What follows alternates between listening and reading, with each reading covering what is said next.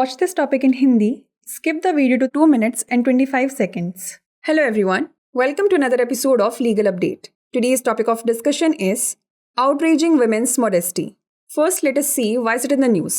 Recently, in the case of Sunil NS vs. State of Kerala, the Kerala High Court rejected the bail application of the accused involved in the assault and outraging the modesty of an actress. Let's look at the background of the case. The petitioner is the main accused in a criminal case involving the assault and outraging the modesty of an actress.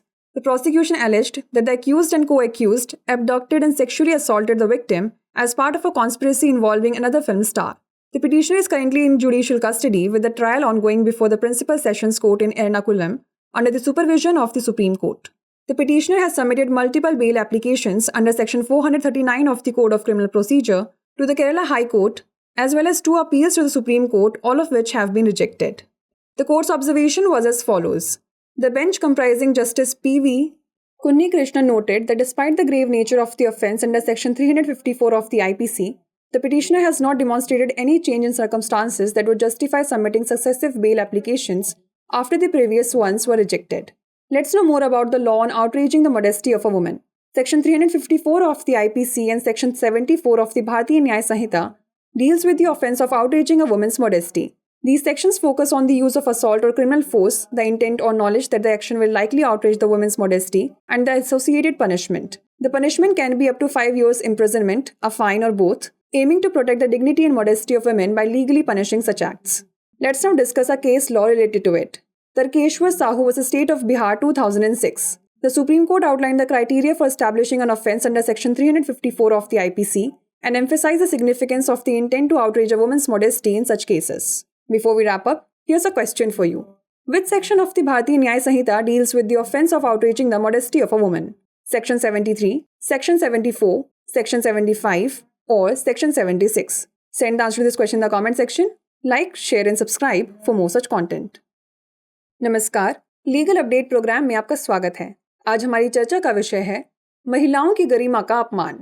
सबसे पहले जान लेते हैं यह चर्चा में क्यों है।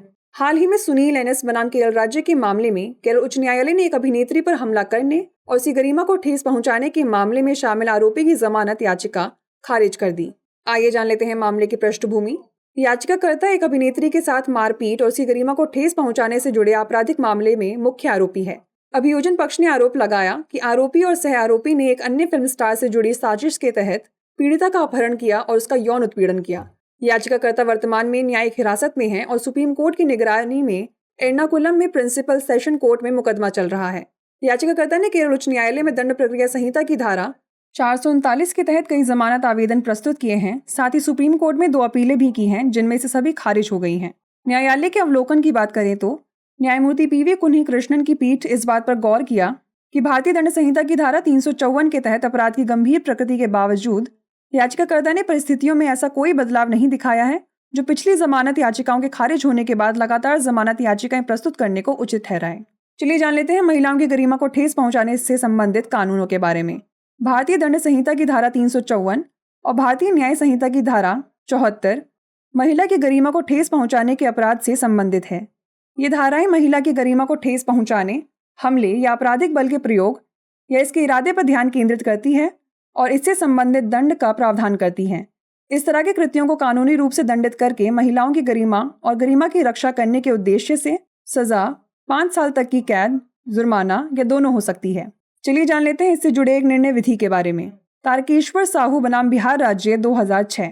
सर्वोच्च न्यायालय ने भारतीय दंड संहिता की धारा 354 के तहत अपराध स्थापित करने के लिए मानदंड रेखांकित किए और ऐसे मामलों में महिला की गरिमा भंग करने की इच्छा के महत्व पर बल दिया। आइए अब नोट कर लेते हैं अभ्यास प्रश्न। भारतीय न्याय संहिता की कौन सी धारा महिला की गरिमा को ठेस पहुंचाने के अपराध से संबंधित है? धारा 73, धारा 74, धारा 75 या धारा 76? इसका उत्तर हमें कमेंट सेक्शन में जरूर भेजिएगा। ऐसी और वीडियोस देखने के लिए लाइक, शेयर और सब्सक्राइब करना ना भूलें। धन्यवाद।